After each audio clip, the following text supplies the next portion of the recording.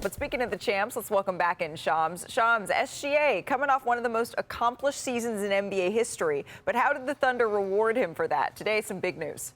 Malika, Shai Gilgeous-Alexander, the reigning NBA MVP, Finals MVP, and the Oklahoma City Thunder have reached agreement on a 4-year, $285 million super maximum contract extension. That makes him the highest annual paid player in NBA history. He got every penny of that Supermax contract, and this is the second long-term contract extension that he has signed in Oklahoma City. Remember back in 2021, Sam Presti and Shai Gilgeous-Alexander negotiated, collaborated. They had to really reach an agreement on that max extension. This one was different. This was SGA's extension, and he got every bells and whistle possible in this agreement. I am told his deal includes an opt-out in 2030-31 season, but this agreement truly cements the partnership that both sides have had since joining forces in 2019. Shams, thank you. Some big news earlier today as well. You broke the news earlier that the Milwaukee Bucks waived Damian Lillard, used the space to sign Myles Turner away from the Pacers. Now,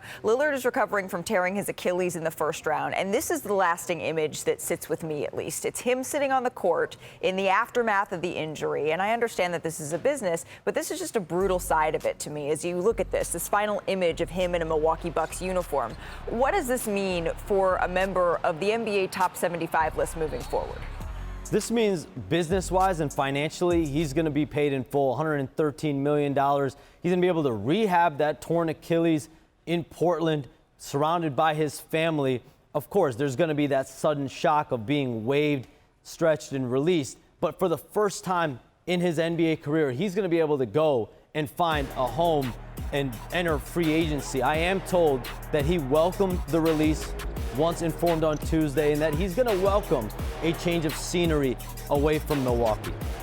So that is the Damian Lillard side of all of this, Shams. But then on the other side, it's Milwaukee. What does this mean for the Bucks moving forward? You talked about the creativity that was required by John Horst here to be able to do something to try to upgrade this roster. For John Horst, the fact that you can now pull this lever of Damian Lillard, stretch and wave, this is not something anyone had on their bingo card going into free agency. But Turner's agent, Austin Brown, they had to figure out exactly how to find a maneuver because they didn't have any salary space, didn't have the exceptions available for Myles Turner. And so once they go and reach an agreement on a deal, then it became about Damian Lillard's deal as well. But again, all of that stems from the fact that Myles Turner believed he was getting below market value offers from the Pacers going into his free agency process. He wanted to stay in Indy, but once the door was open for him, that's when the Milwaukee Bucks pounced. All right, so that's how it looked in the boardroom as all of these deals were trying to be figured out. But how is it going to look on the hardwood? Well, for more on that, let's go to Legler and UD. Gentlemen, what you got? All right, look, UD, let's talk about a big man that can score, shoot the ball, and protect the paint, something you did very well in your career as well. So we'll start off. This is what you're getting with Myles Turner. I can talk about shooting all day long. I'm not even going to put it in this tape in terms of his three-point shooting. He is more than that, and that's what we want to talk about. It starts right here. Something UD noticed. He's a very good screener.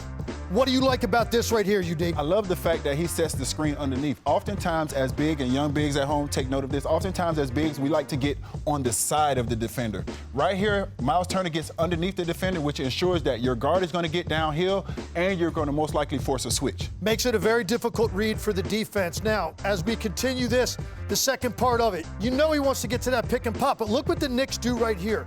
They're going to take that away by playing on the top side. So what Myles Turner is looking at right now is his teammate, Tyrese Halliburton, getting downhill, and he's looking at the defender.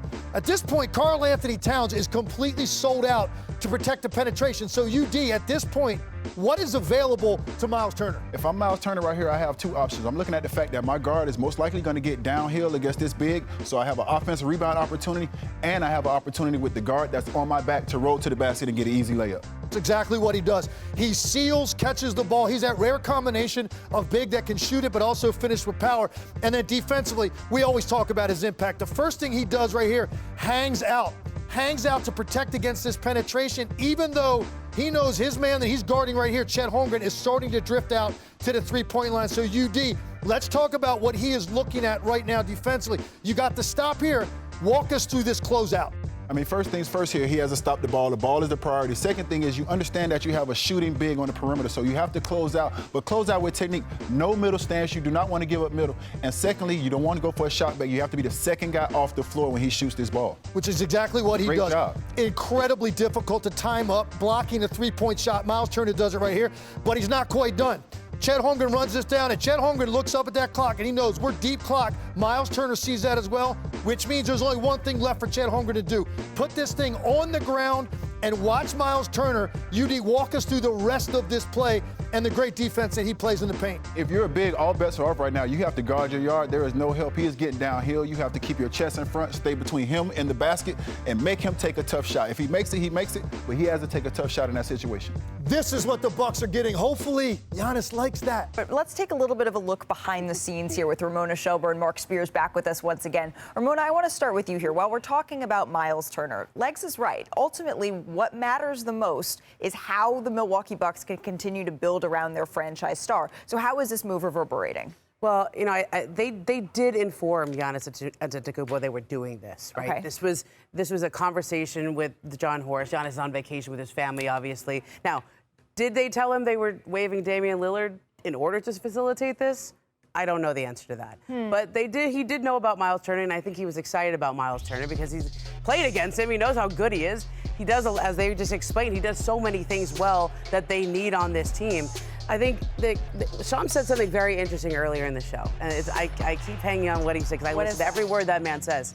He said, if by the end of the offseason, Giannis looks at what they're doing and likes where they are, he's going to look himself in the mirror, right? At the end of the offseason, that's the closest I've heard for anyone to put a date on when Giannis is going to have that conversation, when he's going to make it, whether it's a decision or have a conversation about his own future in Milwaukee. And that's jives with what I've heard before. You know, usually moves of that stature, they don't take place until later in the offseason. People need to see how things settle. Right. And so I think when he said end of the offseason, that was something new to me. And let's see, as Brian said earlier, is that needle moving? Is that enough? Is this enough? But he did know about Myles Turner, and I think there was an alignment with the franchise and Giannis. Some excitement maybe that they were making a move there for another big, a big that can shoot, a big that can stretch the floor, because that's been a patent of the Milwaukee Bucks offense. They've really, really enjoyed a big that can do a little bit of both be a threat at the rim, but also be able to stretch the floor for Giannis. So you're saying, Ramona, can't answer whether or not Giannis knew exactly how this move was made, but liked the move. Did Dame know that this was coming? It was a card that Aaron Goodwin knew about. He just didn't think the Bucks were going to play this card.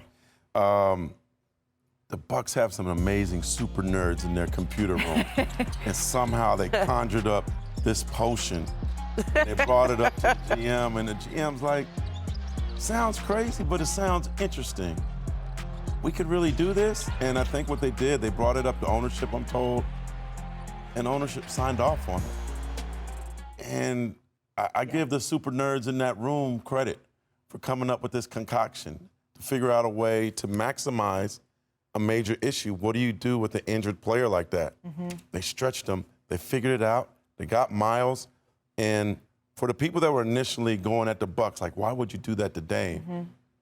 Dame's going to be sending them a Christmas card or a ham, thanking them. Right. Because he gets to be home. He gets to be a free agent 2 years early. He still get his money. You see John Horst and Doc Rivers, he giving them a hug. They did him a major favor, and it all started with the super nerds coming up with this idea. We love those super nerds. You know, let's talk about the Pacers side of this, because we all just got done watching one of the most incredible postseason runs in anything I've covered. Ooh, it's so I haven't much seen a team come from the fourth place position or any spot like that in a long time. And this is a blow for the Pacers, but in talking with them, they're proud of themselves for the discipline they showed here. You know, they were talking more about 3-year offers. I think they were $30-40 million less than what this ended up being. So that's a lot of money. And at the end of this, they did ask if there could be a sign and trade. Could they talk to Milwaukee about a sign? But they didn't need one, obviously, with this Damian Lillard thing. Could they get a player back? But this is about discipline for them. And this is about extending this championship window around Tyrese Haliburton. It's going to be hard to do. Brian outlined who they have on the roster, but they really feel like there was a sort of red line. And I know the tax, and they've never paid it since 2005. 2005. And there's a real vacancy in the Eastern Conference. Ramona, you've covered this league, both of you have, for many, many decades at this point.